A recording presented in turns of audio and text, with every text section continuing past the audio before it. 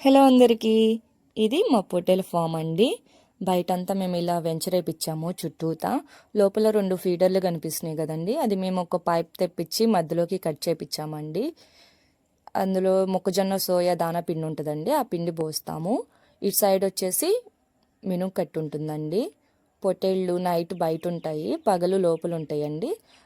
మేము ఎట్లాగో లోపలుంచి పెంచట్లేదు పొట్టేళ్ళని, అవి చేనుకి వెళ్తాయి. మార్నింగ్ 10కి వెళ్ళి ఈవినింగ్ 6:30కి అలాగ వస్తాయండి పొట్టేళ్ళు.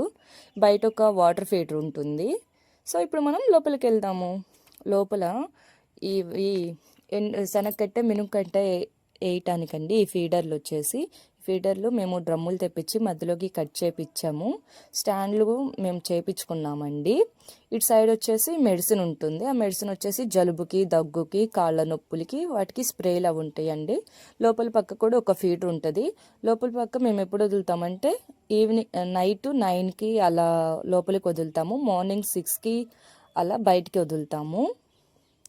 ఇటు సైడ్ వచ్చేసి మనం మేత కట్ చేసుకుంటానికి మేత మిషన్ అండి. ఎండుకట్ట, శనగకట్ట, మినుముకట్ట మనం మిషన్ వేసి పోయటానికి ఈ మిషన్ వచ్చేసి. ఇటు సైడ్ వచ్చేసి శనగకట్ట ఉంటుందండి.